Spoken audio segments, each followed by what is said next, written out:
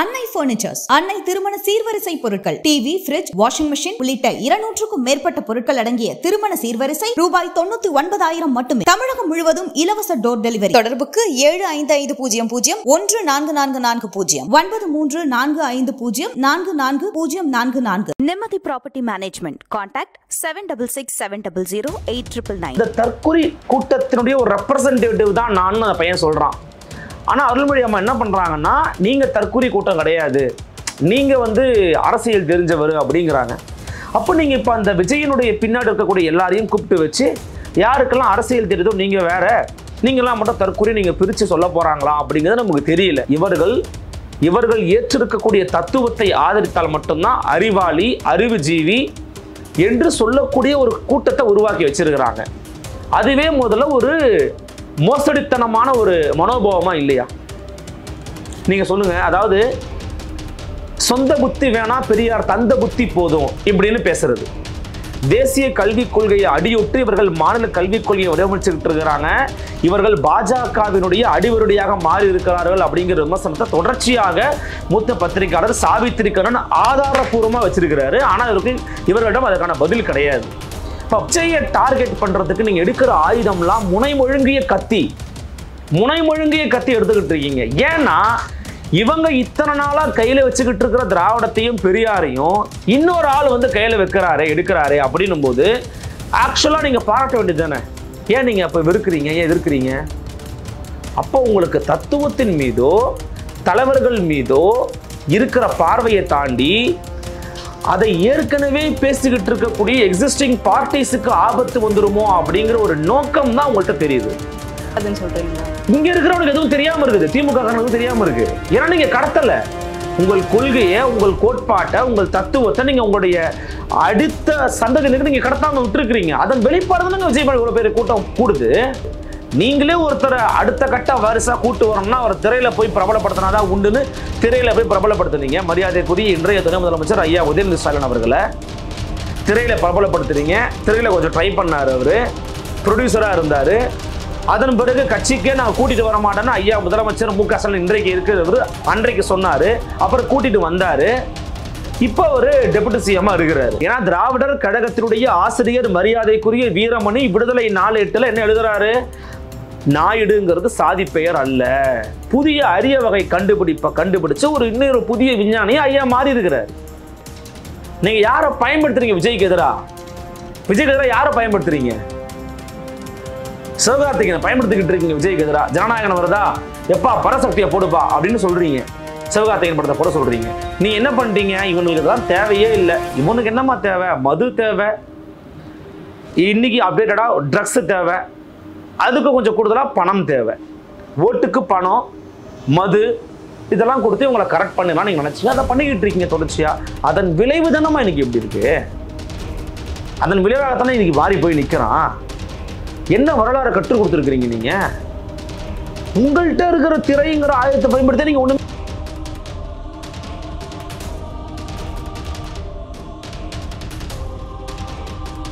நலம் தரும் நல்லார் சித்த மருத்துவமனை. இதய நோய், சர்க்கரை நோய், பக்கவாதம், சிறுநீரக பிரச்சனை, தண்டுவடம் மற்றும் மூட்டு பிரச்சனைகளுக்கு மிகச்சிறந்த மருத்துவமனை. கிருஷ்ணகிரி, சென்னை மற்றும் மதுரை. தொடர்புக்கு 8807666117 மற்றும் 8807666118. ஃபோர்த் எஸ்டேட் தமிழ் நேயர்களுக்கு வணக்கம். இன்றைய தலையங்கம் நிகழ்ச்சியில் நம்மோடு இணைந்திருக்கிறார் ஊடகவியலாளர் அருள்மொழிவர்மன் அவர்கள். வணக்கம் சார். வணக்கம் கவிப்பிரியா. இப்போ எஃபியா இருக்கட்டும் இல்லை ட்விட்டராக இருக்கட்டும், வைரலாக ஒரு வீடியோ போயிட்டு இருக்கு. ஒரு தனியார் யூடியூப் சேனல், அதாவது யூடியூப் சேனல்ல ஒரு மாணவர் தீகாவை சேர்ந்த வழக்கறிஞர் அருள்மொழி அவங்க கிட்ட ஒரு கேள்வி கேட்குறாரு. நீங்களாம் இப்போ டேக் பண்ணுற இல்லை அன்பாக கூப்பிடுற ஒரு தற்கொலை கூட்டத்திலேருந்து தான் நான் பேசுகிறேன், நான் அந்த தற்கொலை கூட்டத்திலேருந்து தான் இருக்கேன் அப்படின்னு சொல்லிட்டு ஒரு கேள்வி கேட்குறாரு. என்னன்னா, தற்கொலை ஆனதுக்கு யார் காரணம் அப்படின்னு அந்த கேள்வி ஆரம்பிக்கிறாரு. எங்களை அரசியல் படுத்தாதது யாருடைய காரணம்? இப்போ இருக்கக்கூடிய கல்லூரிகளில் எங்கேயுமே தேர்தல் நடக்கிறது இல்லை அப்படின்னு சொல்லி அப்ப ஏன் வந்து தேர்தல் வந்து நிறுத்தி வச்சாங்க அப்படின்னு சொல்லிட்டு ஆரம்பிக்கிறாரு. அருள்மொழி வந்து ஒரு விளக்கம் கொடுக்குறாங்க. இதை நீங்க எப்படி பாக்குறீங்க? இல்ல, அருள்மொழி அவர்களுக்கும் சரி, இந்த நிகழ்வை ஒருங்கிணைத்த தி டிபேட் ஊடகத்துக்கும் சரி மனமார்ந்த வாழ்த்துக்கள் மற்றும் பாராட்டுகள். ஏன்னா ஒரு முக்கியமான ஒரு விவகாரம், அதை வந்து ஒரு ஒருங்கிணைச்சு இளைய சமூகத்துக்கிட்ட வந்து பார்த்தீங்கன்னா ஒரு இருக்கிற கேள்விகளை கேட்கணும் அப்படிங்கிற எண்ணத்தின் அடிப்படையில் ஒரு நிகழ்ச்சி ஒருங்கிணைச்சிருக்கிறாங்க. அதில் தொடர் அருள்மொழி வந்து பேசியிருக்கிறாங்க. முதல்ல இந்த கேள்வியை அட்ரஸ் பண்ணதுக்கே முதல்ல அவங்க நம்ம வந்து கண்டிப்பாக வாழ்த்தணும், பாராட்டணும். காரணம் என்ன நினைக்கிறேன் அப்படின்னா, இன்றைக்கி வந்து பார்த்திங்கன்னா ஒரு விஷயம் வந்து ரொம்ப தெளிவாக பண்ணப்படுது. அந்த தம்பியோட கேள்விக்கு நம்ம பின்னாடி போகலாம். என்னென்னா, இந்த அரசை அல்லது இந்த ஏற்கனவே இருக்கிற எக்ஸிஸ்டிங் ஐடியாலஜிஸை பற்றினா கொஸ்டின் நம்ம ரைஸ் பண்ணாலே, உனக்கு எதுவும் தெரியல அதனால் நீ ரைஸ் பண்ணுற, அல்லது வந்து நீ வந்து ஒரு முட்டாள், தற்குறி, அப்புறம் இன்னும் நிறைய வார்த்தைகள்லாம் வந்து போட்டு அவங்கள வந்து ஐசோலேட் பண்ணக்கூடிய வேலையை தொடர்ச்சியாக யார் பண்ணுறாங்கன்னா, இவர்கள் தொடர்ச்சியாக சொல்லக்கூடிய இன்டலெக்சுவல் சமூகம் தான் பண்ணுது. இவர்கள் யார் அறிவுஜீவிகள்னு அறிவிக்கிறாங்களோ அல்லது அவங்களே நினச்சிக்கிறாங்களோ அவங்க தான் தொடர்ச்சியாக தற்குறி, அப்புறம் வந்து நீ ஒரு மோசமானவன், நீ ஒரு முட்டாள் அப்படின்னு சொல்லக்கூடிய ஒரு வேலையை பார்க்குறாங்க. முதல்ல ஒரு அறிவுஜீவியாக இருக்கிறவன் அல்லது இருக்கிறவங்க யாருமே எதிராளியை பார்த்து ஒரு முட்டாப்பைய, அறிவில்லாதவன், தற்குறி அப்படின்னு வந்து பேச மாட்டாங்க. அப்படி பேசுகிறாங்க அப்படின்னா அதில் என்ன விஷயங்கள், இப்போ அந்த தம்பி கேட்டதில் ஏன் எல்லாரும் எடுத்து ஷேர் பண்ணுறாங்க, ஏன் எல்லாரும் எடுத்து பரப்புகிறாங்க, அடிப்படையில் யோசிச்சு பார்த்தீங்களா? அடிப்படையில் என்ன காரணமாக இருக்கும் அப்படின்னா, இப்போ விஜய் வந்து பிரச்சாரம் நடத்தினார் இல்லையா கரூரில், அங்கேருந்து தான் துவங்குது. அதான் என்னன்னா, விஜய் அவர்களுடைய இந்த அரசியல் கட்சி அறிவிப்புக்கு பின்பாக அவர் பின்னாடி அலையலையா இளைஞர்கள் போய் கூடுவதை திமுகவால் பொறுத்து கொள்ள முடியல அப்படிங்கிறது யதார்த்தமான உண்மை. நாட் ஒன்லி திமுக, நிறைய பேர் இருக்கிறாங்க. நான் ஏன் திமுகவை குறிப்பிட்டு சொல்கிறேன் அப்படின்னா, திமுகவுக்கு இதனால் ஒரு பெரிய பாதிப்பு இருக்குது அப்படிங்கிறத அவங்க உணர்றாங்கம்மா. ஸோ ஃபஸ்ட்டு பாயிண்ட் அதுதான். அப்போ திமுக தனக்கு பெரிய பாதிப்பு இருப்பதாக உணரக்கூடிய ஒரு கூட்டம் எப்படி தன்மையப்படுத்தணும் அப்படின்னு பார்த்தீங்கன்னா, அவங்களை அசிங்கப்படுத்தி, அவங்கள கேவலப்படுத்தி, அவங்களை இழிவு பேசினா நீங்கள் தன்மையப்படுத்தவே முடியாது. இப்போது அந்த தற்குறி கூட்டத்தினுடைய ஒரு ரெப்ரசன்டேட்டிவ் தான் நான் அந்த பையன் சொல்கிறான். ஆனால் அருள்மொழி அம்மா என்ன பண்ணுறாங்கன்னா, நீங்கள் தற்குறி கூட்டம் கிடையாது, நீங்கள் வந்து அரசியல் தெரிஞ்சவர் அப்படிங்கிறாங்க. அப்போ நீங்கள் இப்போ அந்த விஜயனுடைய பின்னாடி இருக்கக்கூடிய எல்லாரையும் கூப்பிட்டு வச்சு, யாருக்கெல்லாம் அரசியல் தெரியுதோ நீங்கள் வேற, நீங்களாம் மட்டும் தற்குறி நீங்கள் பிரித்து சொல்ல போகிறாங்களா அப்படிங்கிறது நமக்கு தெரியல. இப்போ அந்த தம்பியே சொல்கிறாரு, நான் அந்த ஜெனரேஷனுடைய ஒரு ரெப்ரசன்டேட்டிவ் தான் சொல்கிறாரு. அப்படின்னா அவர் கேட்குற கேள்விகள் இருக்கக்கூடிய முக்கியமான நியாயங்கள், முதல் நியாயம் அப்படிங்கிறது நம்ம ரொம்ப அழுத்தமாக பார்க்க வேண்டிய ஒரு விவகாரம் அப்படிங்கிறது, நீங்கள் எங்களை அரசியல்படுத்துனீங்களா? நீங்கள் நல்லா ஞாபகம் வச்சுக்கோங்க, இன்னைக்கு விஜய் பின்னாடி கூடி இருக்கக்கூடிய இந்த கூட்டம், இந்த இளைஞர்களுடைய சக்தி அப்படிங்கிறது திமுக மற்றும் திராவிட இயக்கங்களுடைய படுதோல்வி. அதை முதல்ல ஒத்துக்கணும். திராவிட இயக்கங்களுடைய தோல்விதான் இது அப்படிங்கிறத ஒப்புக்கொள்ள முடியாத இயலாமையினுடைய வெளிப்பாடு தான் அவங்கள பார்த்து தற்குறி, நீ ஒரு முட்டாப்பைய அப்படின்னு பேசுறது. முதல்ல நாம நம் மீது இருக்கக்கூடிய சுய விமர்சனங்களுக்கு இடம் கொடுக்காம, எதிரில் இருக்கக்கூடிய அறியாமையில் இருக்கக்கூடிய ஒருத்தரை பார்த்து நீ வந்து தற்குறி அப்படின்னு பேசுறதுங்கிறது இவங்களுடைய ஆதிக்க மனோபாவத்தை காட்டுது. நம்ம ரொம்ப சிம்பிளா அந்த தம்பி கேட்ட கேள்வி டீகோட் பண்ணணும்னு வச்சுக்கோங்களேன். நீங்கள் எங்கள்கிட்ட அரசியல்படுத்தலை, எங்களுடைய கல்லூரிகளில் தீகாவோட இயக்கம்லாம் கிடையாது, அல்லது விசிகாவோட இயக்கம்லாம் யாருமே கிடையாது, அண்ணன் ஷானவாசாவை தான் எங்களை தற்குறின்னு சொல்கிறாங்க. சரி, ஓகே, மற்ற எத்தனை கட்சிகள் எத்தனை இயக்கங்கள்லாம் போய் கல்லூரிகளில் போய் நீங்கள் வந்து நுழைஞ்சிருக்கிறீங்க அப்படிங்கிற கேள்வியை அவர் கேட்குறாரு. கல்லூரிகளுக்குள்ளே நுழையாமல் கூட ஒரு கட்டம் தெருக்களில் நுழைஞ்சிருக்கிறீங்களா முதல்ல தீகா? ரொம்ப எளிமையாக நம்ம ஒரு விஷயத்தை சொல்லணும் அப்படின்னா, இவர்கள் ஏற்றிருக்கக்கூடிய தத்துவத்தை ஆதரித்தால் மட்டும்தான் அறிவாளி, அறிவுஜீவி என்று சொல்லக்கூடிய ஒரு கூட்டத்தை உருவாக்கி வச்சிருக்கிறாங்க. அதுவே முதல்ல ஒரு மோசடித்தனமான ஒரு மனோபாவமா இல்லையா? நீங்க சொல்லுங்க. அதாவது சொந்த புத்தி வேணா, பெரியார் தந்த புத்தி போதும் இப்படின்னு பேசுறது. நான் எதுவும் வந்து எந்த தலைவருக்கோ எந்த தத்துவத்துக்கோ எதிராகவோ ஆதரவோ வேண்டாம். நீங்க பெரியார் சொன்னதை போலவே நான் சொன்னதன்னு சொல்லி நம்பாத, உன் அறிவுக்கு எது சரின்னு படுதோ, உன் ஆய்வுக்கு எது சரின்னு படுதோ அதை செய்யும் தானே அவர் சொன்னார். ஆனால் இங்கே இருக்கக்கூடிய சூழ்நிலையோ அல்லது மற்ற மனநிலையோ பார்க்கும்போது அப்படியான ஒரு சூழல் இங்கே கிடையவே கிடையாது. இங்கே அந்த மாதிரி ஒரு சூழல் இல்லை. யாரையுமே இப்போது விஜய் வராருமா, அவர் தமிழ் தேசியம்னு பேசுகிறாரு, திராவிடம்னு பேசுகிறாரு, அவருக்கு என்ன தெரியும், அவருக்கு எதுவுமே தெரியாது, அவரை பேச்சை நம்பி பின்னாடி போகிறோம்னா தற்குறி இப்படின்னு நம்ம சொல்கிறோம். அப்போ தமிழ் தேசியமும் திராவிடமும் அவருக்கு எதுவுமே தெரியாதுன்னு நீங்கள் சொல்லி தான் அப்போ அந்த கூட்டத்துக்கு தெரிய வேண்டிய அவசியத்தில் அவங்கள வச்சது யார், விட்டது யார்? திராவிட கட்சிகள் தான். 15 ஆண்டுகளுக்கு முன்னாடி நாம் தமிழர் கட்சின்னு ஒரு கட்சி ஆரம்பிச்சது. 2009 8 ஆரம்பிக்கிறாங்க. இன்னைக்கு அவங்க பின்னாடி ஒரு 36 லட்சம் ஓட்டு இருக்குது. 8% ஓட்டு வாங்கியிருக்கிறாங்க. அடுத்து கூடுமா குறையுமா நமக்கு அது தெரியாது. அந்த ஓட்டு பர்சன்டேஜுக்கும் அந்த மாற்றத்துக்கான ஓட்டுக்கும் காரணம் யாரு? உங்க மேல இருக்கிற வெறுப்பு தான். இரண்டாவது, அவர் புதுசா அவர் வந்து ஏற்கனவே இருக்கிற எக்ஸிஸ்டிங் ஐடியாலஜியில இருந்து நான் வேறுபட்டு சொல்றேன்னு ஒரு ஐடியாலஜி முன்வைக்கிறாரு. அதை நம்புறவன் பின்னாடி போறான், அது பொய் நம்புறவன் உங்ககிட்டே வரப்போறான், அவ்வளவுதான், சிம்பிள். ஆனா நீங்கள் நம்பிய தத்துவத்தை, நீங்கள் ஏற்றுக்கொண்ட தத்துவத்தை மாணவர்கள் மத்தியில, இளைஞர்கள் மத்தியில போய் விதைச்சிருக்கிறீங்களா? அதுக்கான வேலையை பார்த்துருக்கிறீங்களா? கிடையாது.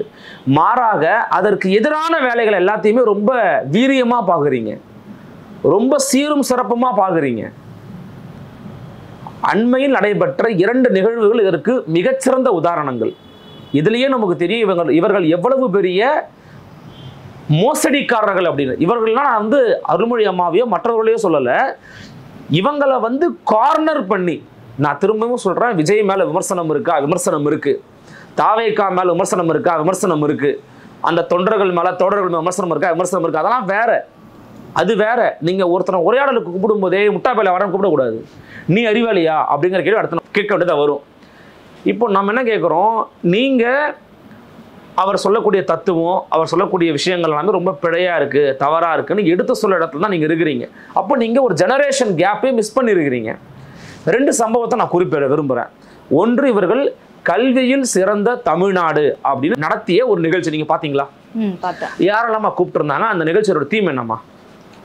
கல்வி, தமிழ்நாடு வந்து கல்வியில எப்படி சிறப்பா வந்து செயல்படுது அப்படின்றது அதோடைய தீம். அதுல வந்து பிரதானமா வந்து சினிமால இருக்கக்கூடிய நட்சத்திரங்கள் தான் வந்திருந்தாங்க. பிரதானமானு இல்ல, நீங்க சொல்றது கரெக்டா தான். எல்லாருமே அவங்க தான். டாப்பா பேசினது வந்து பாத்தீங்கன்னா சிவகார்த்திகேயன், மிஸ்கின், அப்புறம் ரப்பர் பந்து இயக்குனர், அப்புறம் இன்னொரு திரைப்படத்தோட இயக்குனர், இந்த மாதிரி இயக்குனர்கள், நடிகர்கள் இவங்களாம் தான் வந்து பேசினாங்க. இப்போ கல்வியில் சிறந்த தமிழ்நாடு அப்படின்னு நீங்க சொல்லி கல்வியை பத்தியோ அல்லது மாநிலத்துக்கென்று உருவாக்கப்பட்ட கல்வி கொள்கை குறித்தோ அங்க ஒரு வார்த்தை கூட பேசப்படலை.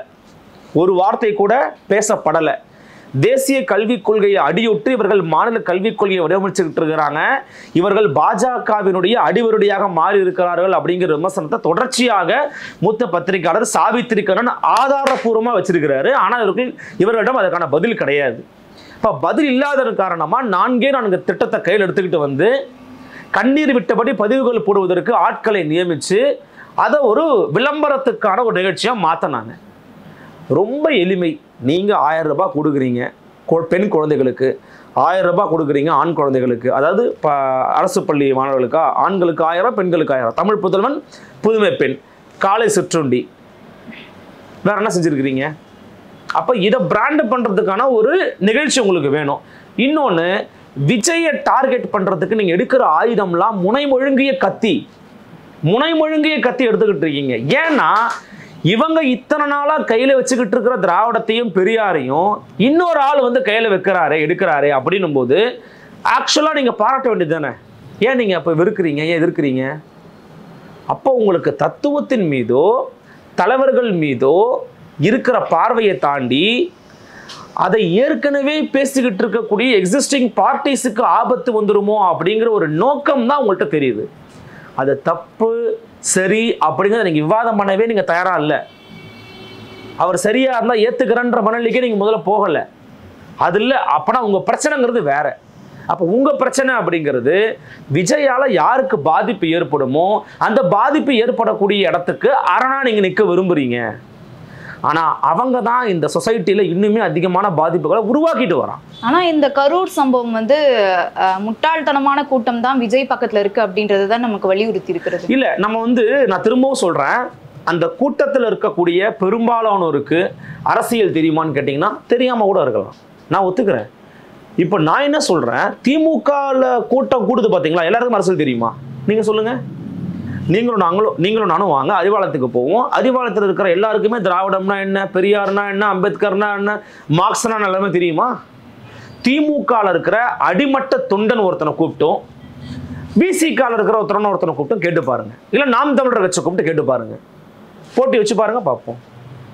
யாருக்கும் எதுவும் தெரியாதுன்னு சொல்றீங்களா? இங்க இருக்கிறவனுக்கு எதுவும் தெரியாம இருக்குது, திமுக எதுவும் தெரியாம இருக்கு. ஏன்னா நீங்க கடத்தல உங்கள் கொள்கையை, உங்கள் கோட்பாட்டை, உங்கள் தத்துவத்தை நீங்க உங்களுடைய அடுத்த சந்ததியினருக்கு நீங்க கடத்தாம விட்டுருக்கிறீங்க. அதன் வெளிப்பாடு தானே விஜய் இவ்வளவு பேர் கூட்டம் கூடுது. நம்ம திரும்பவும் சொல்றது என்னன்னா, விஜய் பின்னாடி கூடியிருக்கிறதுலாம் முட்டாள் கூட்டமா இருக்கீங்க அப்படின்னா, விஜய் பின்னாடி ஏங்க இவ்வளவு பேர் கூடுனா, ஒரு திரை நட்சத்திரத்தை பார்த்தால் நான் திரையோட கடந்து போவேன் அப்படிங்கிற எண்ணத்தை விதைக்க வேண்டிய கடமை யாருடைய கடமை? உங்கள் கடமை. உங்க புத்தியில இது இருந்திருந்ததுன்னா நீங்க பண்ணிருப்பீங்க. ஏன்னா உங்க புத்தியிலே அது கிடையாது. நீங்களே ஒருத்தரை அடுத்த கட்ட வரிசா கூட்டு வரணும்னா அவர் திரையில போய் பிரபலப்படுத்தினாதான் உண்டுன்னு திரையில போய் பிரபலப்படுத்துனீங்க. மரியாதைக்குரிய இன்றைய துணை முதலமைச்சர் ஐயா உதயநிதி ஸ்டாலின் அவர்களை திரையில பிரபலப்படுத்துறீங்க. திரையில கொஞ்சம் ட்ரை பண்ணாரு, அவரு ப்ரொடியூசரா இருந்தாரு. அதன் பிறகு கட்சிக்கே நான் கூட்டிட்டு வர மாட்டேன்னு ஐயா முதலமைச்சர் மு க ஸ்டாலின் இன்றைக்கு இருக்கிறவர் அன்றைக்கு சொன்னாரு. அப்புறம் கூட்டிட்டு வந்தாரு. இப்போ அவரு டெபுட்டி சிஎம்மா இருக்கிறாரு. அப்போ உங்களுக்கே வாசலாக திரை தான் இருக்குது. ஸோ திரையை உங்களால் விட்டு வரவே முடியல. இவங்களே திரை மயக்கத்திலையும் காட்சி ஊடக மயக்கத்திலையும் அடிமைப்பட்டு சிக்குண்டு கிடப்பதன் காரணமாக அந்த திரையிலிருந்தே நமக்கு ஒருத்தன் எதிரியா வந்துட்டானா நமக்கு என்ன பண்றது? அப்போ நம்ம என்ன பண்ணுவோம்? நம்ம இன்டெலெக்சுவலா திங்க் பண்ணுவோம். ரொம்ப சிம்பிள். நீங்க போய் இன்னைக்கு ட்விட்டர்ல, கூகுள்ல அல்லது ஃபேஸ்புக்கில் போயிட்டு, ட்விட்டர்ல ஃபேஸ்புக்கிலலாம் இதை வந்து திட்டமிட்டே உருவாக்குனாங்க. திமுகவுக்கு ஆதரவாக ஒருத்தன் பதிவு போடணும்னு வச்சுக்கோங்களேன், இன்டெலெக்சுவல் பாவங்க, அறிவா பேசுறான்ப்பா, அறிவுஜீவியா இருக்கான்ப்பா அப்படிங்கிற மாதிரியும், ஏதோ ஒரு தளத்துல ஏதோ ஒரு இடத்துல நான் வந்து எல்லாத்தையும் நியாயப்படுத்துறவங்கள நான் வந்து சரியான நபர்கள்னு சொல்லலை. ஏதோ ஒரு இடத்துல ஒருத்தர் விஜய் ஆதரிச்சு ஒரு பதிவு போனா ஒரு முட்டா பையன், அவன் அறிவில்லாதவன், அவன் ஒரு தற்கூரி அப்படின்னு பேசுறதும் நியாயமா? அப்போ நீங்களே ஒரு நெரேட்டிவை செட் பண்ண துவங்குறீங்க. அந்த நெரேட்டிவை அந்த தம்பி கிழிச்சு தொங்க விட்டான். ஆனா அது நரேட்டிவா செட் பண்ணா கூட இப்ப திகாவா இருக்கட்டும் இல்ல திமுக கட்சியா இருக்கட்டும், அவங்க அந்த இடத்துல இருந்து சொல்றது வந்து நியாயமாதனப்படுது. ஏன் அப்படின்னா, திகால இருந்த பெரியாரா இருக்கட்டும், திமுகவை வந்து தொடங்கின அண்ணாவா இருக்கட்டும், இவங்கெல்லாம் வந்து சுயமரியாதை, பெண் விடுதலை, மண்ணுரிமை அப்படின்னு இந்த மாதிரியான விஷயங்கள்லாம் பேசிதான் ஒரு கட்டமைப்புல இருக்காங்க. அப்ப அவங்க அந்த இடத்துல இருந்து பேசுறது வந்து நமக்கு நியாயமாதனப்படுது. இவங்க வந்து இந்த முட்டாள்தனமான கூட்டம் விஜய் பக்கத்துல இருக்கிறதுனால இவங்க சொல்றது வந்து நமக்கு நியாயம் அப்படின்னு தான் படுது. ஏன் நியாயம் இல்லாம படுதுன்னு நான் உங்களுக்கு எக்ஸ்பிளைன் பண்றேன். உங்க கையில ஒரு திரைங்கிற ஒரு ஆயுதம் இருக்குன்னு நான் சொன்னேன். யார் கையிலனா திமுக கிட்ட ஒரு திரைங்கிற ஒரு மிகப்பெரிய ஒரு ஆயுதம் இருக்குது. இங்கிருந்து படம் எடுப்பதற்காக, திரைப்படத்தை பற்றி விளக்குவதற்காகத்தான் ஈழத்துக்கு வந்து பார்த்தீங்கன்னா இங்கே இருக்கக்கூடிய பல பேர் போனாங்க. பிரபாகரன் அவர்களை போய் மீட் பண்ணிட்டுலாம் வந்தாங்கிற செய்தியை நீங்கள் பார்த்துருப்பீங்க. ஸோ அவர் என்ன பார்த்தாருன்னா, திரைங்கிறது மிகப்பெரிய ஆயுதமாக இருக்குது, அப்போ அதை பயன்படுத்தி நல்ல விஷயம் எடுத்து போய் சொல்லணும் அப்படிங்கிறதுக்கு நிறைய பேர் கூட்டு வச்சு பேசினார்.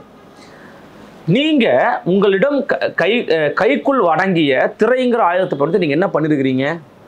பெரியாரை பற்றி நீங்கள் எடுத்த ஆவணப்படம் என்ன? அம்பேத்கரை பற்றி உங்களுடைய நிறுவனங்கள் சார்பாக எடுத்த ஆவணப்படம் என்ன? அண்ணாவை பற்றி நீங்கள் எடுத்த ஒரு படம் என்ன? நெடுஞ்செழியனை பற்றி உங்களுடைய எடுத்த ஒரு வரலாறு என்ன? அன்பழகனை பற்றி என்ன பேசிருக்கீங்க?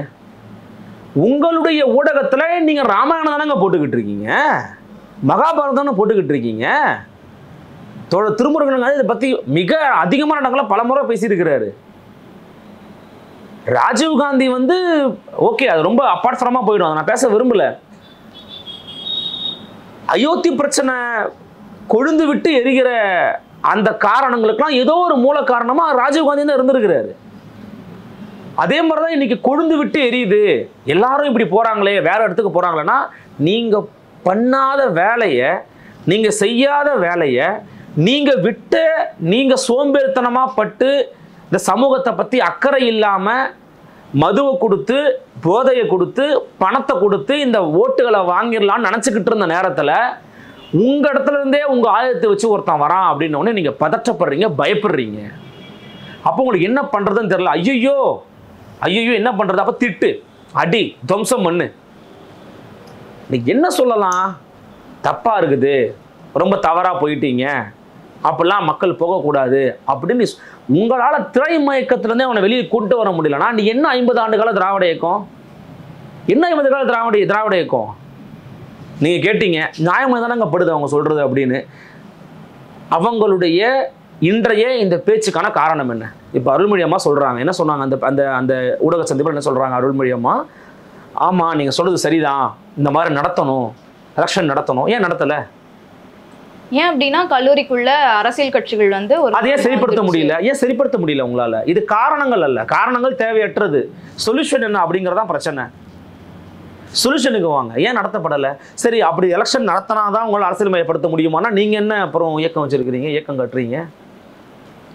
இப்போ நார்மலா திராவிடம் அப்படிங்கிற அந்த சொல்லோ அந்த சொல்லாடலோ அந்த தத்துவமோ நீர்த்து போய் காலாவதியாகி கொண்டிருக்கக்கூடிய ஒரு சூழலை நீங்கள் நம்ம இருந்துகிட்டு இருக்கோம். வெளிப்படையாக பேசுவோம். இப்போ நேற்றைக்கு நான் தென்மொழி படித்தேன். தென்மொழி நூல் அந்த இதழுங்கிறது எல்லாருக்கும் தெரியும். அது வந்து பாவலர் காலத்துலேருந்து வந்துக்கிட்டு இருக்கிற ஒரு இதழ். அதனால் நான் படிக்கிற பொயிலன் அவர்களுடைய இன்னைக்கு தலைமையில் நடந்துகிட்டு இருக்கு. அந்த தென்மொழியில் ஒரு கட்டுரை வருது, எது தமிழ் தேசியம் அப்படின்ற மாதிரி. தமிழ்நாடு தமிழ் தேசியம்ன்ற மாதிரி பேசுகிறாங்க.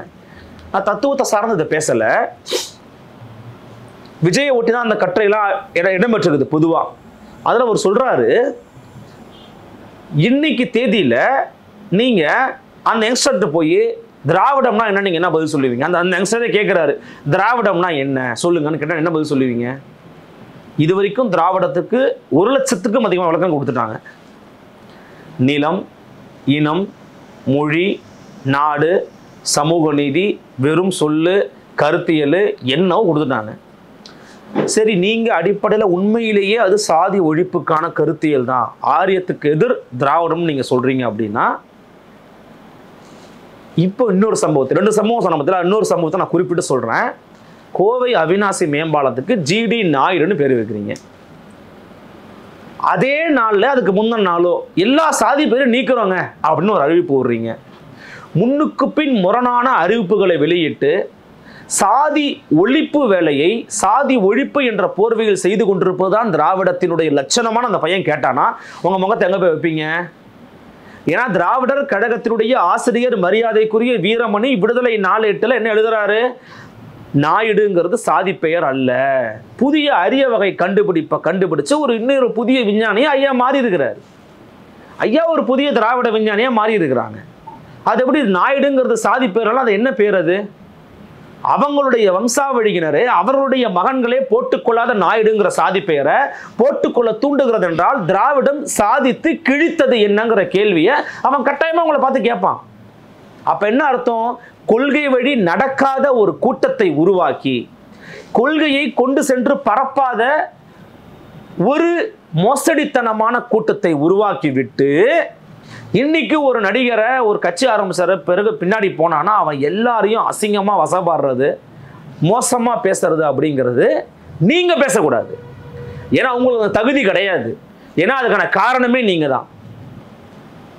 யோசிச்சு பாருங்க, விஜய்ங்கிற ஒரு மனிதர் பின்னாடி இவ்வளவு கூட்டம் போய் நிக்கிறதுக்கு அவருடைய திரை பிம்பம் மட்டும்தான் காரணம்னே வைங்க. திரைபிம்பம் தானே காரணம், மெயின் ரீசன் அதாங்க, வேற ஒன்றும் கிடையாதுங்க. அந்த திரைபிம்பம் இருந்தா போதும், ஒருத்தரால கட்சி ஆரம்பிச்சு இவ்வளவு கூட்டத்தை காமிச்சிட முடியும் அப்படிங்கிற எண்ணத்தை உருவாக்குனது யாரு? இன்னைக்கும் அதை தூபம் போட்டு வளர்க்கறது யாரு? நீங்க யாரை பயன்படுத்துறீங்க? விஜய்க்கு எதிராக யாரை பயன்படுத்துறீங்க? சிவகார்த்திகேயனை பயன்படுத்திக்கிட்டு இருக்கீங்க. விஜய்க்கு எதிராக ஜனநாயகன் வருதா, எப்பா பரசக்தியை போடுப்பா அப்படின்னு சொல்றீங்க, சிவகார்த்திகேயன் படத்தை போட சொல்றீங்க. அப்போ உங்களுக்கு இன்னுமே இருக்கிறது வெறும் திரை மயக்கம், திரை சார்ந்த கவர்ச்சி மட்டும் தான் உங்களுக்கு இருக்குது. அதை வச்சு எல்லாரும் டீல் பண்ணிடலாம், அதை வச்சு எல்லாரும் அழிச்சிடலான்னு பாக்குறீங்க. இன்னொரு சைடு அறிவுஜீவிகள் அப்படின்னா அவன் திமுகவை தான் ஆதரிக்கணும், அறிவுஜீவி அப்படின்னா அவன் திராவிட இயக்கத்தை தான் ஆதரிக்கணும், அவன் இந்த பக்கம் தான் நிற்கணும், இல்லைன்னா அவன் முட்டா பைய, இல்லைன்னா அவனுக்கு அறிவு கிடையாது இப்படின்னு ஒரு தோற்றத்தை உருவாக்கி மாற்று சிந்தனையை எடுத்து சொல்லலான்னு முயற்சி பண்றவனை கூட சொல்லிடாதடா உன்னைய முட்டா கூட சேர்த்துருவாங்க இப்படின்னு ஒரு பிம்பத்தை கட்டமைக்கிறது. இப்ப திமுக வளர்ந்ததுக்கு ஒரு பிரதான காரணம் இல்ல முக்கிய காரணமா சொல்லப்படுவது என்னன்னா, எம்ஜிஆர் அவர்கள் தன்னுடைய படத்துல உதயசூரியன் சின்னத்தை காமிச்சதா இருக்கட்டும், இல்ல அதை சார்ந்து திராவிடம் சார்ந்தே ஏதாவது வசனம் பேசுறதா இருக்கட்டும், இது ஒரு பக்கம் இருந்தாலும் இந்த மாதிரிதான் திமுக வளர்ந்தது. இன்னொரு பக்கம் விஜய் பக்கம் பார்த்தோம் அப்படின்னா, நான் சொன்ன மாதிரி முட்டாள்தனமான கூட்டம் ஏன் இருக்கு அப்படின்னு நான் குறிப்பிட்டேன்னா, இப்ப சமீப நாட்களுக்கு முன்னாடி ஒரு வீடியோ வந்து பார்த்துருந்தேன். அதுல என்ன அப்படின்னா, பாதிக்கப்பட்ட குடும்பத்தை சார்ந்த நபர்கள்லாம் சொல்றாங்க, விஜய் அவர்கள் வந்து இறந்த குடும்பத்துக்கு இழப்பீடு பணம் கொடுத்திருக்காரு. அதை வந்து கேட்டதுக்கு ஒரு அம்மா என்ன சொல்றாங்க அப்படின்னா, எங்களுக்கு இது வருத்தம் இல்லை, ஆனா என்னோட குழந்தையோட உயிரை வந்து நான் கொடுத்ததா போச்சு, நான் இது மூலியமா நான் விஜயை போய் நான் பார்த்தேன் அப்படின்னு ஒரு அது என்ன நினைக்கிறாங்க அப்படின்னு எனக்கு தெரியல. விஜயை பார்த்ததையும் உங்களோட குழந்தையோட உயிரையும் வந்து கம்பேர் பண்ணி சொல்றாங்க.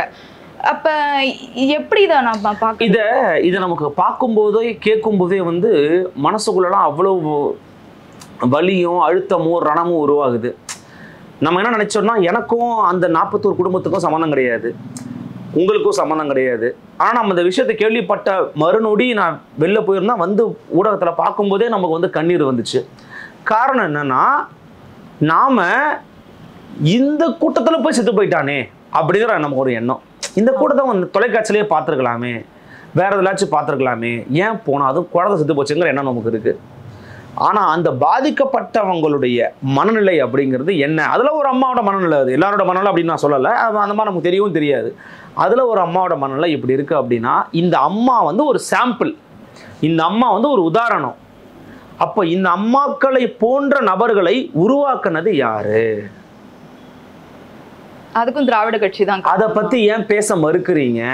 நீங்க மட்டும்தான் காரணம்னு இல்லை, நீங்க என்ன செஞ்சீங்கன்னு கேட்குறேன்.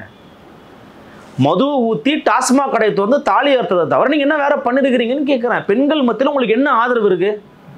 என்ன ஆதரவு இருக்கு? மாசம் 1000 ரூபா கொடுத்தா உங்களுக்கு பெண்கள் ஓட்டு போட்டுருவாங்களா? ஆனா விஜய் அவருக்கும் ஒரு கடமை இருக்கு இல்லையா? கட்சி ஆரம்பிச்சு 2 வருஷம் ஆகுது, தன் பின்னாடி இவ்வளோ கூட்டம் இருக்குல்ல, நம்ம வந்து அரசியல் படுத்தணும். நான் ஒன்னே ஒன்று சொல்றேன், இவ்வளவு நேரம் நான் பேசணும்ல, எங்கேயாச்சும் விஜய் பண்ணது சரி, தாவேகா வந்து கொள்கை கோட்பாடுடைய கட்சி நான் பேசணும்னா நான் பேசல, நான் ஆதரிக்கல. இருக்கிறது முட்டாள் கூட்டம் தான் அப்படின்னு நம்ம சொல்றது வந்து, நான் என்ன சொல்றேன்னா, அதாவது திரும்பி சொல்றேன், நீங்க ஒரு பெரும்பான்மை இங்க வந்து இவர் பின்னாடி ஒரு முட்டாள் கூட்டம் இருக்கு அப்படிங்கிறீங்க, அல்லது அவங்களுக்கு எதுவும் தெரியல அப்படிங்கிறீங்க. நீங்க சொல்லக்கூடிய பொருள் அதான் நான் எடுத்துக்கிறேன். உலகத்தில் எல்லா இடத்துலையுமே அந்த மாதிரி, எல்லா இடத்துலையுமே எல்லா சமூகத்திலும் இந்த மாதிரி ஆட்கள் இருக்க தான் செய்வாங்க. அதுதான் உங்கள்கிட்ட ஒரு உதாரணம் கேட்டேன். திமுக தவிர அறிவாளியா இருக்கான். அப்ப திமுக என்ன பண்ணுதுன்னா, திமுகவை ஆதரிச்சாலே அறிவாளிங்கிற ஒரு விதத்தை கட்டமைக்கிறான். அவங்க அது பண்ண தெரியல, அவ்வளவுதான், ரொம்ப சிம்பிள். அவங்க அது பண்ண தெரியல, அவனுக்கு அதை பண்ண தெரியுது. அதனால திமுகவை ஆதரிச்சா புத்திசாலியா இருப்பான், திமுக இருந்தாலே புத்திசாலியா இருப்பாங்க ஒரு பிம்பத்தை கட்டமைக்கிறான். திமுக இல்ல, நீங்க ஆதரவு பேசுறீங்க, நான் சொல்ல வரலாமா? ரொம்ப சிம்பிள். நீங்க கேட்டதுக்கு நான் ஒரே உதாரணம் சொல்றேன். மைக்கேல் ஜாக்சனுக்கு கையை கொடுத்தேன், நான் 6 வருஷத்துக்கு நான் கையை கழுவ மாட்டேன்னு ஒருத்தர் வந்திருக்கிறானா, நண்பர் ஒருத்தர் சொன்னாரு வெளிநாடுகள்ல. அவருக்கு நான் கையை கொடுத்ததுனால நான் கையை கழுவாம இருந்தேன் அப்படின்னு ஒருத்தர் வந்திருக்கான். அவன் முட்டா பையன் தான். அவர் ரசிக மனநிலையில் இருக்கிறான், மனநோயில் இருக்கிறான், அது வெளியில வரணும். அந்த ஒரு நபரை குறிப்பிட்டு நான் சொல்றேன், ஓகேவா? நீங்க ஒட்டுமொத்த சொசைட்டியுமே, அவன் கூட இருக்கிற சுத்தி இருக்கிற எல்லாருமே முட்டாள் முட்டாள் முட்டாள், அவனுக்கு மேல அவர்ஷன் தான் வரும், உங்க மேல வெறுப்பு தான் வரும். தற்குறி தற்குறி தற்குறி தற்குறி பேசிக்கிட்டே இருக்க. தற்குறி சமூகத்தை உருவாக்குறதுக்கு யாரா காரணம்? அப்போ உங்களை நீங்க சுய பரிசோதனை செய்து கொள்ள தயாரா இல்ல, உங்களை நீங்கள் சுய விமர்சனம் செய்து கொள்ள தயாரா இல்ல, இது எதுக்குமே தயாராக இல்லாத போது இப்பதான் அவன் என்னன்னு தெரியுது, அவன் என்னன்னு இப்பதான் பார்க்கும்போதே அவனை போட்டு அடிச்சு கொன்னு குவிக்கிறீங்க அப்படின்னா, உங்க மேல ஒரு நாளுமே அவங்களுக்கு வந்து நல்ல எண்ணமே வராது, நல்ல எண்ணமே வராது. அதை என்னன்னா, இன்டலெக்சுவல்னு சொல்லிக்கிறவங்க, அறிவுஜீவிகள்னு சொல்லிக்கிறவங்களும் அதை பண்றாங்க. விஜய் ஆதரிக்கிறவங்க எல்லாருமே சூப்பர் ஸ்டாருங்க, விஜய் தாங்க சரியான ஒரு ஆபத் பாந்தவன் அப்படின்லாம் இங்கே நாங்கள் சொல்லலாம், நம்மளும் சொல்லலை. அது வேற அரசியல். விஜயனுடைய அரசியல் என்னங்கிறத நம்ம வந்து தோலுரிச்சு காட்டலாம், அவருடைய ஆக்டிவிட்டி மூலமாக நம்ம காட்டுவோம். ஆனால் விஜய் பின்னாடி இருக்கிற எல்லாரையுமே முட்டாள் தற்குறின்னு சொல்கிறதுக்கு உங்களுக்கு அருகதை இருக்குதா, தகுதி இருக்கான்னு நம்ம கேட்குறோம். இதான் ரொம்ப சிம்பிள். திமுகவில் இருக்கிற எல்லாருமே கொள்கை குன்று அப்படின்னா, இதுக்கு ஆர்எஸ்எஸ்னுடைய பேக்கப்ல இருந்தவர், அதிமுகவில் இருந்தவர், அந்த மைத்ரேயன் அப்படிங்கிற நபரை நீங்க கட்சியில் சேர்த்துக்கிறீங்க. நீங்க கொள்கை குன்றா என்ன திமுக? அப்பெல்லாம் ஒன்றும் இல்லையே. நீங்க கொள்கை குன்றா இருந்தா இன்னைக்கு தமிழ்நாடு முழுக்க சமஸ்கிருதம் கோயிலிருந்து இருந்து வெளியேறி இருக்கணும். தமிழ் மட்டும்தான் தமிழ்நாட்டுடைய கோயில்கள் உள்ள இருந்திருக்கணும். வெளியில இருக்கிற அட்டை படத்துல போர்டுல என்ன எழுதியிருக்கணும்? சமஸ்கிருதம் வேண்டுவோர் தொடர்பு கொள்ள வேண்டிய என்னன்னு சொல்லி அந்த ஐயா நம்பரை போட்டு விட்டுருக்கணும். கோயிலுக்கு கருவறையில 24 மணி நேரமும் தமிழ் தான் இருக்கணும், தமிழ் தான் இருக்கணும் நீ பேசி இருந்தன்னா நீ உண்மையான திராவிட மாடல். உங்களுடைய பொருளை சொல்லணும்னா அங்க திராவிடமும் இல்லை, தமிழும் இல்லை. அங்க இருக்கிறது யாரு? மரியாதைக்குரிய ஐயா சேகர் பாபு. சேகர் பாபு என்ன பண்றாரு? சட்டமன்ற வளாகத்துக்குள்ளேயே வேல்முருகனுக்கு சவால் விடுகிறாரு. வேல்முருகன் ஒரு பச்சை தமிழன். உங்களுக்கு அந்த ஆளுடைய குரல் வந்து கேட்க பொறுக்க முடியல. நீ ஒருத்தன் தான் அந்த மாதிரி பேசிக்கிட்டு இருக்க. சட்டமன்ற வளாகத்துக்குள்ள பேசியிருக்கிறாரு வேல்முருகனை பார்த்து. அவரே பதிவு பண்ணியிருக்கிறாரு பிரஸ் மீட்ல. வெளில பெருசா வரல.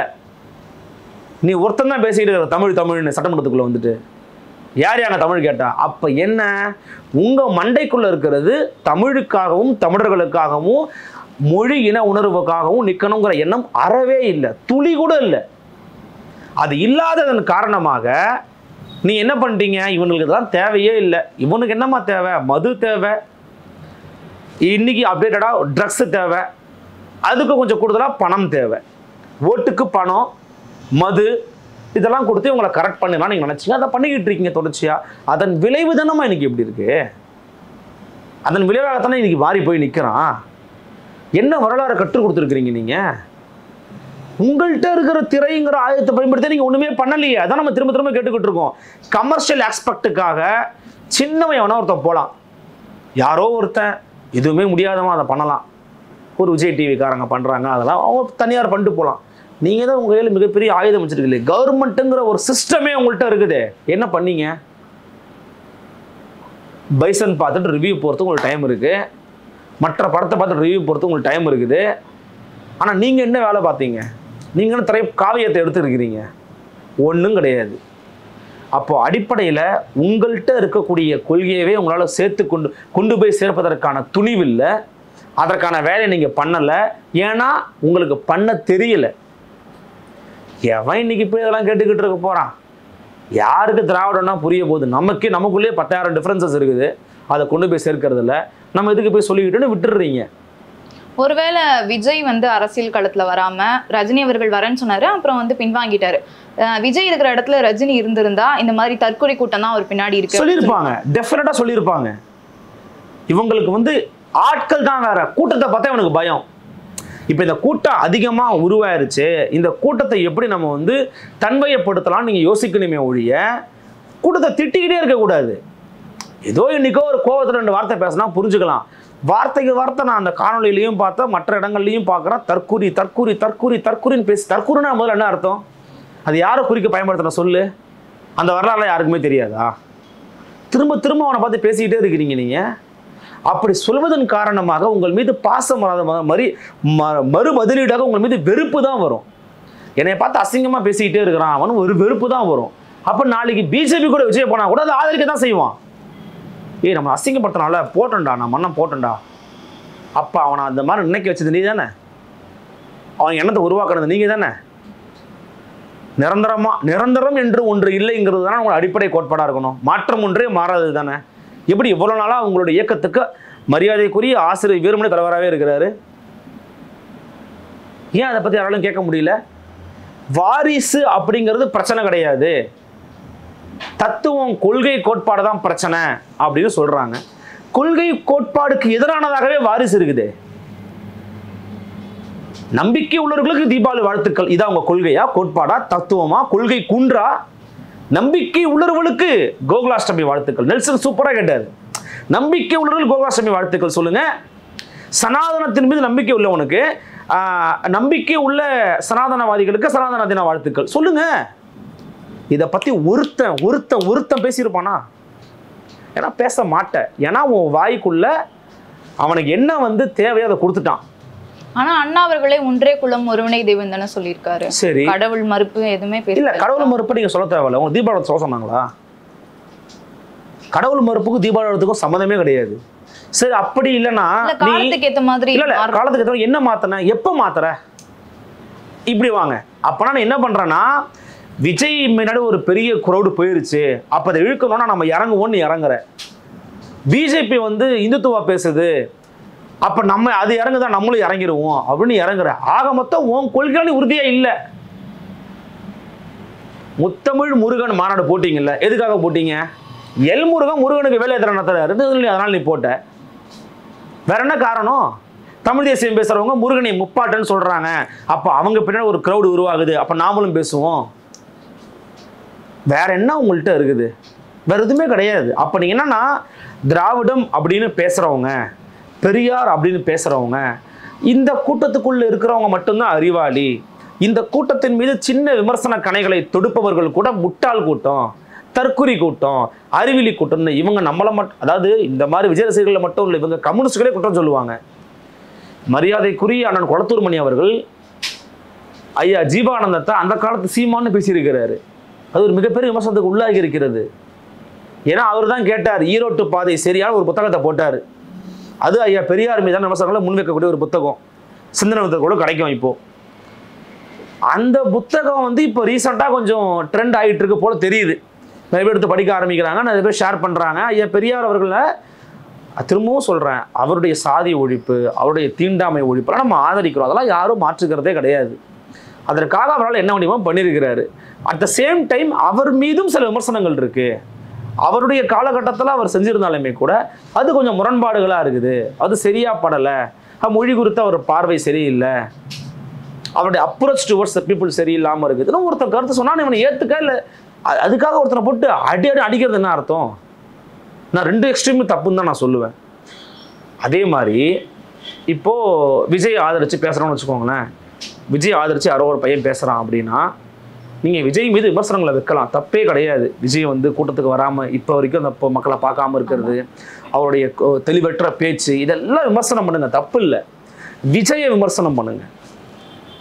திரும்பவும் சொல்கிறேன், விஜய் விமர்சனம் பண்ணுங்க, தவறே கிடையாது. அவன் அதில் புரிஞ்சுப்பான். ஆனால் அந்த மக்களை, அந்த போகிற கூட்டத்தை நீ முட்டாள் கூட்டம், தற்குறி கூட்டம்னு சொல்லிக்கிட்டே இருந்தீங்கன்னா, தற்குறிகளை உருவாக்கியதே நீங்கள் தான் பெரிய தற்குறின்னு அவங்க சொல்லக்கூடிய காலம் கூடிய விரைவில் வந்துடும். ஏன்னா நீ எந்த வேலையுமே பார்க்கல, நீ எந்த வேலையுமே செய்யலை, கிரவுண்டில் போய் இறங்கி வேலை பார்த்துருந்தனா நீ சொல்ல மாட்டே இதெல்லாம். அதனால தான் திரும்பியும் கேட்குறேன், திமுக இருக்கிறவங்களாம் கொள்கை குன்றுகளா? சிவாஜி கிருஷ்ணமூர்த்தியை பேசலார வச்சு நீங்கள் கொள்கையை பற்றி பேசலாமா ஐயா? அந்த சிவாஜி கிருஷ்ணமூர்த்தியினுடைய பேச்சை அருள்மொழி அம்மாவால் கேட்க முடியுமா?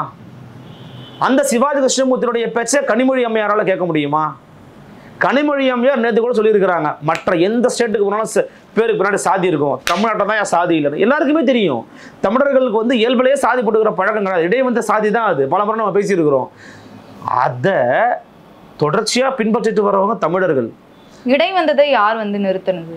அதாவது அதை சாதி போடக்கூடாது அப்படின்னு தடுத்து நிறுத்தி இல்லை, இடை வந்த சாதி இடையில வந்துருச்சு, அதை போட்டுக்க ஆரம்பிச்சாங்க. அதுக்கு பின்பற்ற காலத்தில் நிறைய பேர் அதை போடாமல் விட்டுட்டாங்க. வெட்டமலை சீனிவாசன் காலத்தில் ஐயா வந்து போட்டுக்கல, அயோதாச பண்டிதர் ஐயா போட்டுக்கல, அதுக்கப்புறம் வந்து நிறைய பேர் போட்டுக்கல. அதில் ஒரு முக்கியமான வேலையை பார்த்தவர் ஐயா பெரியார். அவரே கூட சில இடங்கள் அதில் மாறி இருக்கிறாங்க விமர்சனங்கள் இப்போ எழுகிறது. அவரே கூட பேர் நாயக்கர்னு பல இடத்துல போட்டிருக்கிறாரு அப்படின்னு சொல்கிறாங்க. அப்போ எதற்காக அதை பண்ணாரோ தெரியலையோ, ஆனால் இயல்பாக தமிழர்கள் மத்தியில் அந்த எண்ணம் கிடையாது. அதை அவர் இன்னும் கூர்மைப்படுத்தினார், அந்த எண்ணம் நமக்கு இன்னுமே இருக்குது. ஆனால் இப்படி இருக்கிற எண்ணங்கள் கொண்ட மக்கள் மத்தியில் திருப்பி ஜிடி நாயுடு மேம்பாடுன்னு வைக்கிற, நாராயணசாமி நாயுடு பாலன்னு பேர் வைக்கிறீங்க. அப்போ இதை பார்க்கும்போது என்ன ஆகும்னா ஒரு அவர்ஷன் வரும், ஒரு வெறுப்பு வரும். இவங்க கொண்ட கொள்கைக்கே உறுதியாக கிடையாது, இவங்க மக்களை ஏமாத்திக்கிட்டு இருக்காங்க. அதை அவங்களுக்கு புரிகிற மாதிரி, ஜென்னு செட்டுக்கு புரிகிற மாதிரி விஜய் சொல்கிறாரு, இவங்க திராவிடம்னு போலியான பேசி, போலியான கொள்கையை பேசி ஏமாத்துறாங்க அப்படின்றாரு. அப்போ அவன் புரிஞ்சுக்கிடுவான், ஓ அதை போலின்னு சொல்கிறாருப்பான்னு போயிடுவான். நீ போலியாம்பா அவங்களாம், அப்போ நீ உண்மைன்னு சொல்லிட்டு நீ என்ன வேலை பண்ணியிருக்கிற? எந்த வேலையும் பண்ணலை. அப்போது அந்த தம்பியோடைய கேள்வியை போலவே இந்த தற்குறி ரெப்ரசன்டேஷனாக நான் நின்று கேட்குறேன் அப்படின்னு சொன்னார். பார்த்தீங்களா, என்னையை பொறுத்த வரைக்கும் அந்த கேள்வி 100க்கு 100 சரியான கேள்வி. அப்படிப்பட்ட ஒரு கூட்டத்தை உருவாக்கி அதுக்கு விஜய் பின்னாடி போனதுக்கு நாங்கள் தான் பகிரங்க மன்னிப்பு கேட்கணும் அப்படின்னு திராவிட இயக்க தோழர்கள் இறங்கி வந்து என்னைக்கு களத்தில் வேலை பார்க்குறாங்களோ, இனிமேல் வேலை பார்க்க மாட்டாங்க. ஏன்னா யூடியூப் சேனல்ஸ் வேலை பார்க்க போகிறாங்க, ஒன்லி யூடியூப் சேனல்ஸு பெண்ணு சொல்கிறத வேலை பார்க்க போகிறாங்க. அதனால் அவங்களுக்கு கிரவுண்டு ஒர்க்கு இனிமேல் பண்ண மாட்டாங்க. கிரவுண்டில் ஏற்கனவே அவங்க ஒர்க்கு பண்ணலைங்கிறது வேறு விஷயம். அதன் காரணமாகத்தாங்க அவங்களால சீமானை சமாளிக்க முடியல. அந்த கேப் இருக்குது பாருங்களேன், அந்த கேப்பை விட்டாங்க. அப்போ அதன் மீதான அந்த வெறுப்பு, நீ எதுவுமே இல்லை, நீ வந்து தத்துவமே இல்லைன்னு சொல்லக்கூடியவங்க அதை தொடர்ச்சியாக பேசி வந்த சீமான் இப்போது பேசிக்கிட்டு இருக்கிறாரு. அவன் பின்னாடி அவர் பின்னாடி போய் சேர்ந்துட்டாங்கல்ல. அதுக்கான காரணம் என்ன? அவர் ஒரு ஐடியாலஜியை வச்சிருக்கிறாரு. இன்னைக்கு இருக்கிறவங்க, இன்னைக்கு பேசிட்டு இருக்கிறவங்க, விஜய் விமர்சிக்கிறவங்க சீமான் கூட ஏற்றுக்க ஆரம்பிச்சிட்டாங்க. பார்த்தீங்களா? அவர் பின்னாடி ஒரு தத்துவம் சொல்லி போகிறாங்க, இங்கே என்னங்க இருக்குது அப்படின்றாங்க. இப்போ எதுவுமே இல்லாதவங்க பின்னாடி ஒரு கூட்டத்தை உருவாக்கி அது போய் சேர அளவுக்கு நீ வேலையை பார்த்து வச்சிருக்கிறன்னா நீ என்ன வேலையை பார்த்த? சரி, விஜய் வருகைக்கு முன் பின் அப்படின்னு எடுத்துக்கிட்டோம் அப்படின்னா, இப்போ திராவிட கட்சிகள் வந்து அரசியல்படுத்தாத கூட்டம் அப்படின்னு இப்போதான் வந்து பேச ஆரம்பிச்சிருக்காங்க. இதுக்கு முன்னாடி விஜய் வருகைக்கு முன்லாம் வந்து பேச ஆரம்பிக்கல. அப்படி எடுத்துக்கிட்டோன்னா இப்போ மக்கள் வந்து அரசியல்படுத்தப்பட்ட கூட்டமாக மாறிட்டாங்க அப்படின்னா ஆட்சியாளர்களை எதிர்த்து கேள்வி கேட்க ஆரம்பிப்பாங்க. அதனால நீ சினிமா மயக்கத்திலே இரு, மது மயக்கத்திலே இரு, போதையிலே இரு, மற்ற டிஸ்ட்ராக்ஷன்ஸ்லேயே இரு, எங்ககிட்ட வராது அப்படின்றது தான் நான் அப்படி தான் பார்க்குறேன். அதனால தான் இவங்க அரசியல்படுத்தலை. இப்போ வந்து விஜய் வருகைக்கு அப்புறம் நீங்களாம் வந்து அரசியல்படுத்தாத கூட்டம், உங்களுக்கு எதுவும் தெரியாது, எங்களுக்கு தான் எல்லாமே தெரியும், நாங்கள் தான் வந்து அதிகாரத்தை வந்து கைப்பற்றக்கூடிய இடத்துல இருக்கோம், எங்களுக்கு தான் தெரியும் அப்படின்னு சொல்கிறாங்க. இது எப்படி பார்க்குறீங்க? ஏன் இதை இப்போ பேசுகிறாங்க அப்படின்னா பிகாஸ் ஆஃப் விஜய் தான். நம்ம அது தெரியுது. இப்போ வந்து அவங்களுக்கு நாங்கள் சொல்வது தான் சரி, நாங்கள் சொல்வது தான் தத்துவம், நாங்கள் சொல்கிறது தான் சரியானது அப்படின்னு ஏன் இப்போ பேசுகிறாங்க அப்படின்னா, இவனால அவங்க பேசாமல் விட்டாங்க. இந்த மாதிரி ஒரு ஆள் வருவார், இவங்க கூட ஒரு கூட்டம் போய் நிற்கணும்னு உங்களுக்கு தெரியாது. குறைந்தபட்சம் எம்ஜிஆர் போகும்போது அவர் திமுகலேருந்து வெளியில் போனார், அந்த கட்டக பிரதியாக போனாங்க. அவர் திரைப்படத்தில் சில தத்துவங்கள் கட்சிக்குள்ளாம் பரப்பினார். அது மாதிரி எதுவும் விஜய் பண்ணவே இல்லை. பண்ணாமலே இவ்வளோ கூட்டம், இவ்வளோ பெரிய க்ரௌடு ஒரு பேர் இருக்குங்கிறத இவங்களாம் அசைச்சு பார்த்துருச்சு, பயமுறுத்திருச்சு.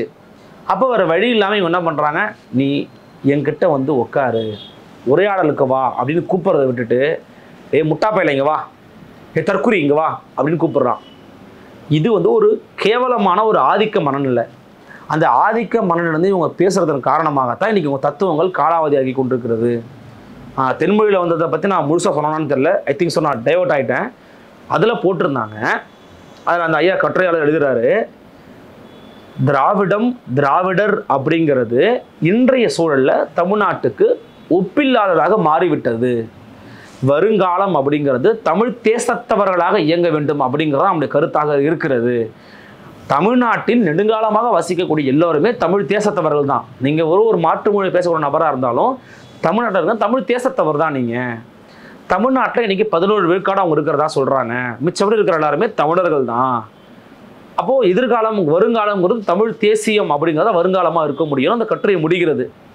அதன் பிறகு தென்மொழி எண்டிலே வந்து பார்த்தீங்கன்னா பொய்லன் ஐயாவுடைய தொடர்ச்சியான பரப்புரைகளை அவங்க போடப்பட்ட தீர்மானங்களில் ஒன்று என்னன்னு பார்த்தீங்கன்னா, இந்திய குடிமகன்னு போடுங்க, தேசிய இனம்னு ஒன்று உருவாக்கி தமிழர்னு போடுங்க அப்படிங்கிறாங்க. அப்போ இங்கே என்ன வருதுன்னா, எல்லாரும் அதை நோக்கி நகர ஆரம்பிச்சிட்டாங்க. இவர் ஐயாவே பெரியார் உணவல் கூட்டத்தில் இருக்கிறாங்க. ஓகேங்களா? தென்மொழிங்கிறது ஒரு முக்கியமாக எல்லாரும் படிக்கக்கூடிய ஒரு ஏடு. அதில் இப்படி ஒரு கட்டுரை வெளிவருகிறது. யங்ஸ்டர்ஸையும் ஜென்ரேஷன் கேப்பையும் பார்த்து தான் எழுதுறாங்க, சும்மா எழுதலை. அப்போ அவன் கொஷின் பண்ண ஆரம்பிக்கிறான், கேள்வி கேட்க ஆரம்பிக்கிறான். அவங்கள்ட்ட பதில் இல்லை. பதில் இல்லாததன் காரணமாக நீங்கள் உருட்டும் போது நீங்கள் மாட்டிக்கிறீங்க. இதுதான் சிம்பிளான விஷயம். அப்போது இதை ஏற்றுக்கிட்டா நீ அறிவாளி, இதை விமர்சனம் பண்ணி எதிர்த்தனா நீ முட்டாளு, தற்குறின்னு சொல்லக்கூடிய ஒரு ஆதிக்க மனநிலை கூட்டம் இருக்கிற வரைக்கும் உங்களால் இந்த கூட்டத்தில் இருந்து வாக்குகளை கவர முடியாது. நீங்கள் தோற்றுத்தான் போவீர்கள். இந்த மாதிரி டிஃபெண்டிங், இந்த மாதிரி அஃபென்ஸாக நீங்கள் வந்து ஹேண்டில் பண்ணிங்கன்னா தோற்றுருவீங்க. அல்லது அக்செப்ட் பண்ணிக்க ஆரம்பிங்க. அருள்மொழி அம்மா பண்ணதில் ரொம்ப நல்ல விஷயம், அக்செப்ட் பண்ணிக்கிட்டாங்க. நீங்கள் சொல்ல நான் புரிஞ்சுக்கிறேன், தேர்தல் நடத்தாதது தப்பு தான், நான் புரிஞ்சுக்கிறேன் அதுன்னு சொல்லி கடந்து போயிட்டாங்க. இன்னுமே டீப்பாக அவங்க டிஸ்கஸ் பண்ணியிருக்கலாம் அல்லது பண்ணுவாங்கன்னு நான் நினச்சா அது நடக்கலை. But at the same time இது ஒரு நல்ல டிஸ்கஷனை, டிபேட்டை உருவாக்கி இருக்குது. காரணம் என்னன்னா, அந்த கூட்டத்தை மட்டும் தொடர்ச்சியாக பேசுகிறவங்கெல்லாம் அறிவாளி கிடையாது. அந்த கூட்டத்தை பார்த்து வெறுப்புலையும் காழ்ப்புலையும் வைத்து எரிச்சல்லையும் இருக்கிறவங்க அதிகமாக அந்த கூட்டத்தை பற்றி பேசுகிறாங்க. நீ விஜயை பற்றி பேச தப்பே இல்லை, விஜயை சொல்லுங்கள், விஜயை திட்டுங்க, விஜயை விமர்சனம் பண்ணுங்க, தப்பு இல்லை. ஆனால் அந்த கூட்டத்தை பற்றி பேசுறதுக்கு நீங்கள் யார்? உங்கள் கூட்டத்தில் இருக்கிறவங்களாம் அறிவாளியா? உங்கள் கூட்டத்தில் இருக்கிற எல்லாமே வந்து அப்படியே பெரிய பெரிய அறிஞர்களுடைய வாரிசுகளா? நீங்களே குடும்ப வாரிசுகளுடைய அடுத்தடுத்த குறுநில மடங்களை உருவாக்கிக்கிட்டு இருக்கீங்க. இந்த மாதிரி உயிரை கொடுக்குற அளவுக்கு திராவிட கட்சியில் வந்து இல்லையே, அந்த ஒரு சுய விவரம் இருக்கு இல்லையா? உயிரை கொடுத்து காப்பாற்றுறது ஒரு முட்டாள்தனமான விஷயம், அதை நான் ஏற்கலை. அதுவே அறிவியலுக்கு முரணானது. இந்த தீக்குளிக்கிறதெல்லாம் அறிவியலுக்கு முரணானதாக நான் பார்க்குறேன். அதாவது அது உள்ள ஒரு இது இருந்தாலும் அதை நான் ஏற்றுக்கல, அது பண்ணக்கூடாது என்னை பொறுத்த வரைக்கும். நீங்கள் உயிரை கொடுக்குற மாதிரிலாம் கொள்கையெல்லாம் உருவாக்க தேவையில்லை. கொள்கையை புரிஞ்சுக்கணும், உருவாக்கினா போதுமே. எங்கே அவன் புரிஞ்சுக்கிட்டான்? என்ன சாயம் தானே கேட்டுக்கிட்டு இருக்கான். இன்னும் நீங்கள் என்ன உருவாக்கி வச்சுருக்கிறீங்க? என்ன பார்ப்பனை எதிர்ப்பு பண்ணல, நீங்கள் என்ன விதைச்சிட்டீங்க? நீங்கள் எவ்வளோ பண்ணிட்டீங்க? நீங்கள் பண்ணலை. அப்போ அதை பண்ணாதன் விளைவு தான் இன்னைக்கு எஸ்வி சேகர் வந்து எங்களுடைய கட்சிக்கு ஆதரவு அளிக்கணும்னு ஐயா மு க ஸ்டாலின் பேசுகிறாங்க. ஐயா எஸ்வி சேகரோட அப்பாவோட பேருக்கு தெருவே வித்துவிட்டாரு, தெருவே கொடுத்துட்டாங்க. இந்த எஸ்வி சேகர் எடப்பாடி பழனிசாமி காலத்தில் பால் பாக்கெட் போட்டதுக்கு நன்றின்னு சொன்னாருமா. பால் போட்ட பழனிசாமின்னு பேசுனாங்க. பால் பாக்கெட் கொடுத்ததுக்கு அந்த கொரோனா டைம்லையோ மழை டைம்லையோ இவங்க தெருவே கொடுத்துட்டாங்க. தெருவே எடுத்துகிட்டு போங்க ஐயா. ஏன்? ஓட்டுக்காக இந்த வேலையை பார்க்குறீங்க. பிராமின்ஸ் ஓட்டெல்லாம் கவர் பண்ணணும்னு நினைக்கிறீங்க. அதுக்கு எஸ்வி சேகர் சூஸ் பண்ணிங்க பார்த்தீங்களா, அங்கே நிற்கிறீங்க நீங்கள். ஏன்னா அவர் யார்? திரை நட்சத்திரம். எங்கே சுற்றி பாருங்களேன், சினிமாவில் தான் போய் நிற்பாங்க அவங்க. அப்போ இவங்களுடைய சினிமா மோகத்தை வச்சு, பண மோகத்தை வச்சு, போதை மோகத்தை வச்சு இந்த சமுதாயத்தை சீரழிச்சதில் இந்த இயக்கங்களுடைய அமைதியும் இந்த கட்சிகளினுடைய மனநிலையும் மிக முக்கியமான பங்கு. அதை பற்றி பேசாமல் இன்னைக்கு விஜய் பின்னாடி இருக்கிற கூட்டம் பற்றி மட்டும் நான் பேசுவேன், அவங்களுக்கு தற்குறின்னு சொல்லுவேன்னா, முதல்ல உங்கள் மேலே இருக்கிற அழுக்க தொடங்க, அப்புறமா அவங்க அழுக்க துடைக்கலாம். மக்களுக்கும் ஒரு தெளிவு இருக்கணும் இல்லையா? சினிமா மீதும் சரி, நடிகர்கள் மீதும் மக்களுக்கு இருக்கணும்னா மக்களுக்கு பயிற்றுவிக்க வேண்டியது யாருடைய கடமை? அது எல்லாமே வந்து அரசியல் கட்சிகள் எல்லாமே நீங்க பண்ணணும் இல்லாமா? நீங்க என்ன பண்ணீங்க? நான் திரும்பி அதான் கேட்கிறேன். எல்லாமே நீங்க பண்ண வேணாம். சரி, என்ன பண்ணீங்க? தெருக்கு கூட்டம் போட்டிங்களா? மாநாடு போட்டிங்களா? கருத்தரங்கம் வச்சிங்களா? பரப்புரை மேற்கொண்டீங்களா?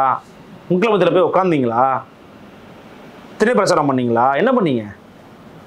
உங்களுக்கே பிரசாந்த் கிஷோருங்கிற ஒரு பீகார் பார்ப்பனர் தான் தேவைப்படுறாரு. அப்போ இவங்க வந்து அவங்கள பார்த்து பேசுறதுக்கு மக்களுக்கு அறிவு இருக்கணும், மக்களுக்கு புரிஞ்சுக்கணுங்கிறத நான் ஏற்றுக்கிறேன். ஆனால் அந்த ஒட்டுமொத்த மக்களின் திட்டத்துக்கு உங்களுக்கு யார் அதிகாரத்தை கொடுத்தா? உங்களுக்கு அருகதை யார் கொடுத்தா? உங்களுக்கு உரிமை யார் கொடுத்தா? தன்மையப்படுத்தணும்னா ஒரு தலைவன் வந்து திட்டக்கூடாதுங்க, தன்மையப்படுத்த முயற்சி பண்ணுங்க. அவங்களாம் நம்ம தம்பிக்கு தான், நம்ம பார்ப்போம் அப்படின்னு சொல்லு, அது வேற. ஆனால் இப்படி பேசுறதுங்கிறது அகங்காரத்தின், ஆணவத்தின், ஆதிக்க மனநிலையினுடைய வெளிப்பாடை தான் நான் பார்க்குறேன்.